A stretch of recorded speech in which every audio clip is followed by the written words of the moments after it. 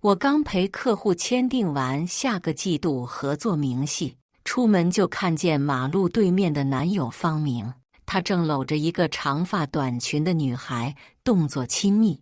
我脸上的笑容迅速结冰，拿起手机拨打方明电话。马路的另一头，他对女孩做了个噤声手势后，才接通我的电话。方明，你在哪儿？我呀，那当然在公司加班，然后挣钱带你旅行结婚啊。大家好，开始今天的分享之前，希望你能给人间烟火点个订阅，我将会分享更多优质的内容。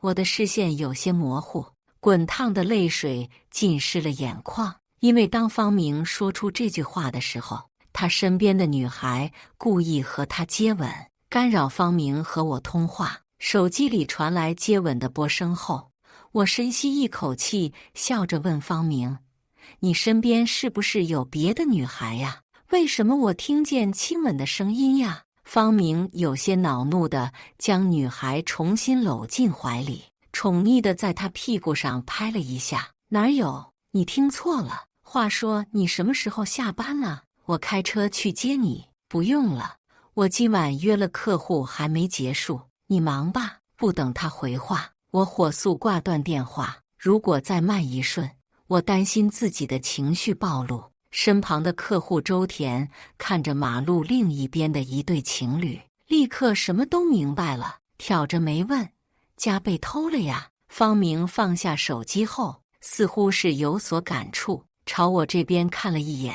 周田很绅士地挡在我身前，宽厚的身体盖住了我的身体，也挡住了方明的视线。“需要我送你回家吗？”“谢谢，我自己可以回去的。”失魂落魄地回到出租屋后，我在思考要不要先问方明，还是偷偷调查。我和方明谈了7年，他是个单亲家庭长大的男孩，父亲从来不管他，学历也只有中专，而我211研究生。原本我们的人生是不会有交集的。那时我刚被裁员，男友劈腿，父母离婚，未来一片昏暗。情绪崩溃的我一度患上了抑郁症。在某个雷雨夜，我坐在水流湍急的石桥上，任由暴雨浸湿身体。当时其实并未有轻生的念头，只是望着桥下湍急的浑水，让我的心稍稍平静了一些而已。方明就是这个时候出现的。他穿着外卖服，大老远就扔掉了开着前灯的电动车，疯了一样冲过来，将我一把抱在怀里，然后拖到桥中间。“美女，你这么漂亮，身材又好，有啥想不开的呀？”我没说话，他把外卖头盔摘下来套在我头上，并拍了拍我肩膀，用一副开玩笑的语气耍流氓：“如果真想不开的话，那就先让我爽一下再跳吧，死也要当个风流女鬼好不喽！”我顿时被气得不轻：“臭流氓，你滚开！”骂完，我一巴掌打在他脸上。方明并未生气，反而松了口气，笑着说道：“还知道反抗，看来你没有真想要死的念头。”然后他又跑回去扶起电动车，从后备保温盒里取出一杯奶茶，交到我手里：“我请你喝奶茶呀，没事赶紧回去吧，晚上这里不安全。”我诧异地接过：“这奶茶你不送给善主了？”他哈哈大笑：“一杯奶茶能救回一条命，怎么算也值得。”他又歪头瞟了我一眼：“虽然你可能真没有想死的念头，方明这种独特耍流氓且又率真的聊天方式，让我嗅到暧昧的味道。男友劈腿跟我分手的时候，说对我没有感觉了，说我就像一潭死水。他喜欢刺激的感受，喜欢有情调的坏女孩。这一刻，我仿佛有点理解前男友了。暧昧的确令人上头。我和方明那晚互相加了微信，慢慢从一面之缘的朋友发展成了情侣。他很会说话，也懂得女孩子心思。更重要的是，他那种为了逗我开心的小流氓坏心思，总是让我欲罢不能。童年情人节那天，我们在一起了。爸妈虽然离婚，但我知道和方明在一起，他们肯定不会同意的。不过这不重要。每一次父母逼我相亲结婚，我就把他们相亲结婚，后来又离婚的事情拿出来当例子说，一次又一次的反问结婚有什么好的，父母都拿我没了办法，关系很僵硬。之所以做这么多，其实也都是为了方明，因为只有把我自己的年纪熬大了，没男人要了，他才会有让我爸妈同意的可能。这一熬就是7年，这7年里，我让他辞去外卖员工作，利用关系把他安排在周田公司里的销售部。他还算努力，慢慢在销售部站稳了脚跟。几年后，周田看在我的面子上，让他成为销售部经理。他每个月的工资不到6000，是整个销售部工资最低的。不过这都不重要，重要的只是经理这个身份能让我父母更好地接纳他。为了嫁给他，我自己工作贷款买房买车，自己存嫁妆彩礼，而他每个月的工资只够自己勉强花，有时候钱不够了，我还得转给他。是我不够优秀吗？还是我已经人老珠黄了？我拿出身份证，看着证件照上面的出生日期和自己的照片，陷入了重度自我怀疑。吱呀，屋门被打开，是方明回来了。我默默放下身份证，拿起手机，装作刷视频的样子，然后问他怎么回来这么晚。方明听出我语气不对劲，问我怎么情绪这么低，是不是工作受委屈了？我摇了摇头，你先去洗澡吧，我只是有点肚子疼，没事。方明哦了一声，拿着手机转身进了浴室。我竖起耳朵听他洗澡，等他洗完了，我立马过去敲门。开下门，我想上厕所。方明穿着裤衩走出来，手机落在了洗衣机上。他平常的习惯就是洗澡会带着手机，并且将手机放在洗衣机上。接下来他会去房间拿吹风机吹头发。这段时间他暂时应该不会想起来拿手机。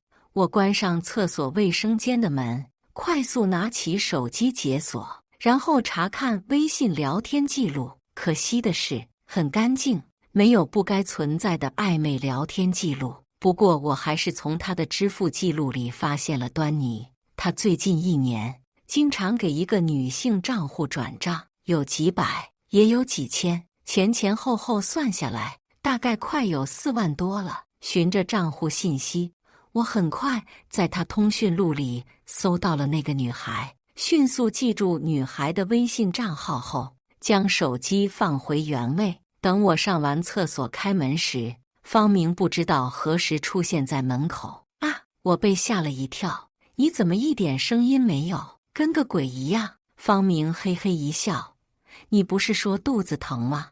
我给你泡了杯红糖水。视线下移，他手里的确端着一杯暗红色的温水。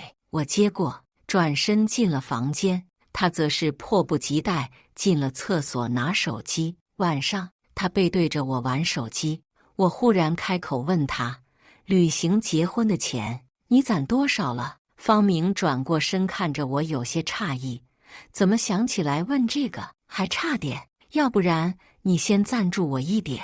我忍不住反问，你一个月工资扣掉五险一金5500有吧？平时日常开销都是我在花钱，这都多久了？旅行结婚的钱还没攒够。他打起了哈哈，你知道的，销售这一行有时候需要陪客户应酬，我那点工资哪够？你不会找人报销？方明终于没了耐心，声音也愈发暴躁。我说，你今天怎么回事？难道我不想快点攒钱吗？天天就报销报销，要不是你逼着我当那个破经理，我现在当个普通销售，一个月也能赚1万多。你知不知道现在小组里的人都怎么看我的？背后说老子他妈是吃软饭，靠女人走后门当上经理的废物。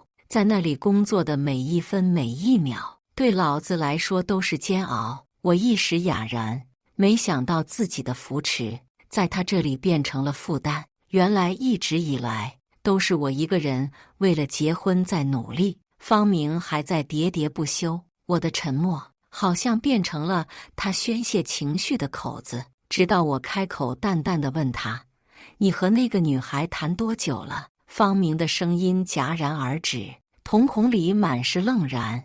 “你什么意思？什么意思？你心里最清楚。”方明慌了，他跟我解释：“你误会了。”他告诉我，那个女孩只是他妹妹，我和她确定关系之前，他们俩就已经认识了。我问他那女孩有没有男朋友时，方明沉默了。我又问他，既然是妹妹，你们俩为何搂搂抱抱，还当街接吻？方明不仅没解释，竟大声质问我为什么跟踪他。双双沉默良久之后，方明告诉我，她真的只是自己的妹妹，只不过这个妹妹现在出现了点感情问题，需要他安慰而已。至于接吻的事情，他承认了，不过那都是他们之间的小游戏。听到这个解释，我感觉自己的三观被摁在地上狠狠摩擦。方明这个男人是真把我当成傻子吗？一夜无话，再次劈腿而已。班得照常上，工作得照常完成。今年我已经34岁了，还有6年我就40岁。我再也不是7年前的小姑娘，更承担不起失业带来的经济风险，房贷车贷，如果断供，那时真会要人命的。所以成年人的世界是复杂的，对与错有时候并不重要，重要的是挑起担子。方明和他妹妹的事情，如果我分手了，那这7年的努力全部都白费。我对抗父母，坚持了7年的一切都是个笑话。纵然心中万般痛苦，我也得咬牙坚持。最重要的一点是，前男友也是劈腿别人。男人终究是永远管不住自己下半身的动物，所以和谁在一起其实都无所谓了。让我意外的是，自己还没有添加那位妹妹的好友，她倒是主动加上我的微信了，并且跟我发了很多和方明在一起的照片。照片里的方明容貌稚嫩，穿着校服，双眼纯真，他身旁挨着那个女孩，两人亲密的像是一对情侣。女孩告诉我她是谁不重要，重要的是照片里的女孩是方明初恋。赤裸裸的挑衅，因为我不知道她的身份，我并没有拿着照片去质问方明，已经没有意义，只是让方明和那位所谓的妹妹尽早断掉联系。我可以既往不咎，因为我妈病重住院，时日无多。纵然我们之间有再多的不理解，再多的隔阂，血脉之亲永远无法抹除。她唯一的希望就是看到我结婚。方明赶到医院的时候，妈妈拉着他的手，希望他尽快和我结婚。我心里是痛苦的，那是一种怎样的感觉呀？就好像自己除了方明，嫁不出去了似的。方明拍着妈妈的手说：“阿姨，您放心吧，我们已经在商量旅行结婚了。为了妈妈最后的时间是快乐的。”我想了很久，拿起手机给方明转了10万块过去。待会带我去买3金首饰吧，顺便策划一下旅行结婚的事情。方明爽快收了钱，笑着说：“没问题。前面说了，他的家庭情况比较特殊，单亲家庭，父亲不拖后腿就不错了，根本帮不上忙的。所以按照正常流程结婚的话，男方亲戚能凑一桌都费劲。这些年和父母掰扯，还不容易让他们同意了旅行结婚。草率一点就草率一点。让我万万没想到的是，我们去周大福买金镯子的时候，方明只是接了个电话就匆匆离去，独留着我一个人在周大福店里尴尬。当天晚上，我就收到了那个女孩给我发来的照片和转账记录。应该是摆拍偷拍的视角。照片里的方明正在某家酒店的房间里，身下压着一个女孩。她在干什么已经很明了了。转账记录更让我崩溃。原来早在医院里，我刚转账给她之后，方明就迫不及待把钱转给了他的好妹妹。方明对着手机屏幕，我发出撕心裂肺的叫声。我只是累了才结婚，不是没人要。不知道是方明粗心，还是那位妹妹心思深沉。方明在酒店开房消费记录的短信都发到我手机上了，只要我想抓奸，随时随地能让方明难堪。但那又如何呢？我说服自己，我已经不爱方明了，况且我们也只是情侣关系，并不是夫妻。他就算劈腿和别的女人在一起，也不构成违法。趁着短信提示，我顺手停掉了他的亲密付，就这样默默开始，默默结束也挺好。我开始收拾房间里的东西，小小的出租屋里没有多少东西，可当我真的开始收拾起来时，杂七杂八东西加起来真的有很多。为什么到现在还需要我自己收拾东西走人？我可以把方明的东西都丢出去，让他滚蛋。房子都是我花钱租的。转念一想，如果这样的话，以后免不了还要纠缠。既然选择离开，那就不会再有交集了。我打开货拉拉，下单备注上楼搬家，另外给小费。很快就有师傅接单。这一刻，我忽然感觉有点爽。为了存钱，我每天都去菜市场和大妈砍价买菜，只想着快点和方明修成正果。不仅如此，每个月还得另外给他钱，担心他钱不够用，外卖舍不得点一次，想喝奶茶都得抢券去店里取货，免得中间商赚取差价，进而省钱。现在不一样了，我自己挣钱自己花，完全不用担心自己要开源节流。给了师傅300小费，师傅干活非常殷勤，3两趟就把我所有的东西都搬下楼。不知道自己怀着什么样的心理，反正临走之前，我把所有属于我自己的痕迹全部都抹除了。他的微信我并没有删除，而是选择拉黑，因为删除聊天记录就没了，万一以后心情不好了，想找他赔钱，不就没证据了？反正只要不换手机，拉黑了再拉回来，也能看到聊天记录。当我拖着大包小料回到爸爸家的时候，爸爸愣了下：“你这是怎么了？”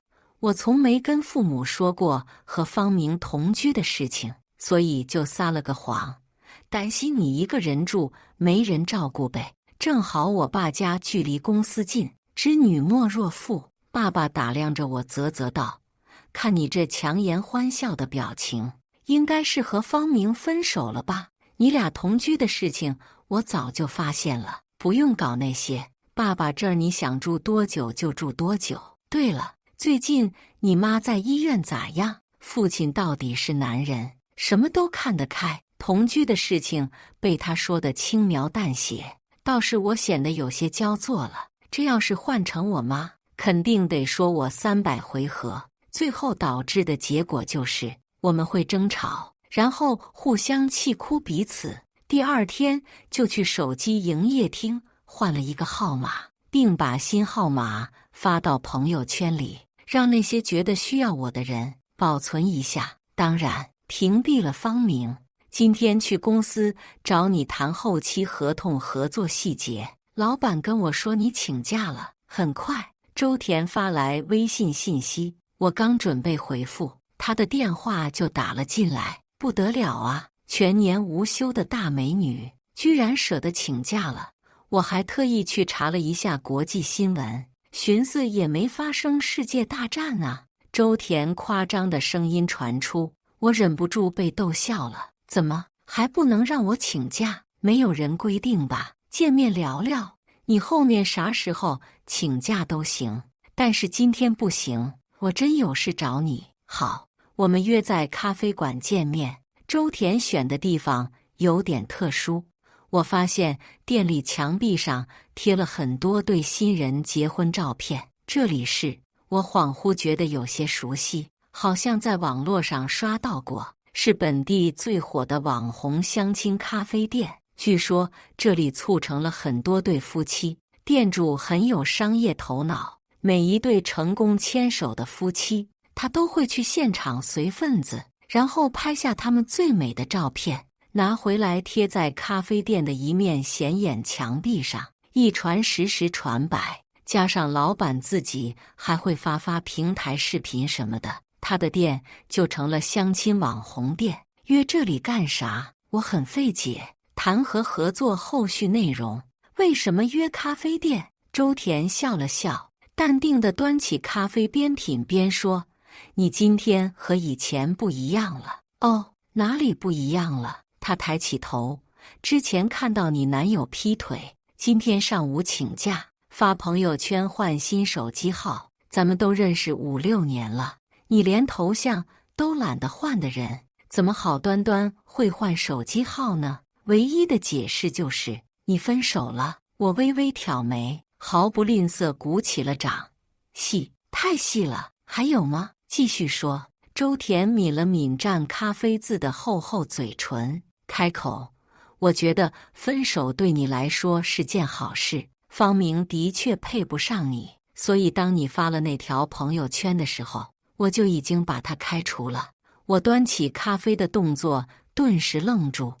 你把他开了？周田嗤笑一声，一个扶不上墙的废物罢了，不开留着供起来当财神爷。信不信我随便找一个部门销售来干经理，都不至于一个月拿5、6千的工资。他一个销售经理，他妈工资比普通职工都低，这还不足够说明他的工作能力吗？虽然说男女一强一弱，夫妻生活才能美美满满，但是我已茶待久了，谢谢你这几年对他的帮衬，都在咖啡里。我打断周田说话，一口干了咖啡，苦涩蔓延过后，一丝甜意悄悄升起。得了，今天这杯咖啡喝了，我算是没办法休息了，干活吧。说着我就要起身，周田伸手拍在我肩膀上，就在这里谈吧。啊，在这里？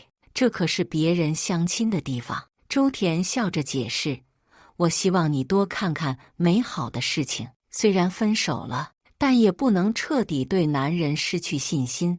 这个世界上好男人还是很多的。我仿佛听不出他话里有话，只是笑着摇头。合同的后续事宜并不是特别重要，但也不能不沟通。就像一架即将起飞的飞机，不做安全检查，那是万万不能飞走的。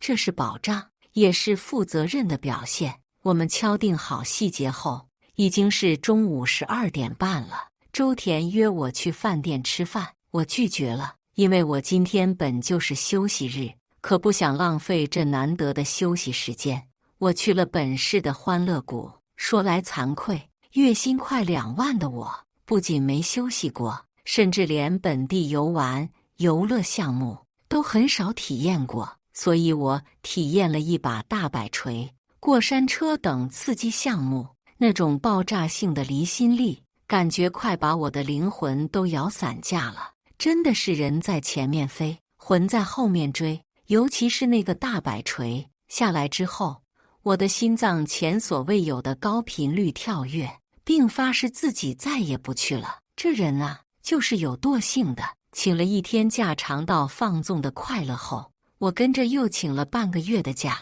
本来我这5、6年没休息，各种假期林林总总加起来也得有大半年。白天旅游，晚上去酒吧、KTV 点男模。钱，老娘再也不会干那种自己攒钱把自己嫁出去的蠢事了。放纵2天后，父亲打来电话，说方明在他那儿闹事，说什么都要见我一面，还扬言见不到我就赖在我家里。听到这个消息，这几天好不容易收拾好的心情全部都被破坏。还没到家门口，就远远看到他站在楼下。等到我走过去后，方明一脸殷切地冲过来：“宝宝，你好好的，怎么把我给拉黑了？有什么问题？难道不能好好沟通吗？都多大的人了，还玩删除拉黑那一套？真的是……”他仿佛没注意到我的情绪，因为我父亲正用一双深邃的目光注视着他。方明这家伙向来会演戏，自然也注意到背后审视的目光，所以说起话来客客气气、温温柔柔的。不知道的人还真会误以为他是个有责任心的好男人呢。我冷笑一声：“沟通什么？方明，我们已经结束了。还有啊。”他刚要说话，我直接打断：“就是你能不能不要这么装了？如果你再纠缠我，别怪我翻脸不认人了。”方明一看我是来真的，表情一下子慌了，拉住我小声说：“你还在为我妹妹的事情生气吗？你拉黑我那天晚上，我就跟她彻底断了。”我微微挑眉：“哦，怎么断的？”在星光酒店2楼315号房间里，脱光了衣服断的。需要我把照片找出来给你看吗？面对我的反问，他脸色彻底难看下来。你居然跟踪我！我扯出冷笑。需要我跟踪你吗？你连跟别的女人开房的钱都是从我卡里扣的，短信都直接发到我手机里了，赶紧滚！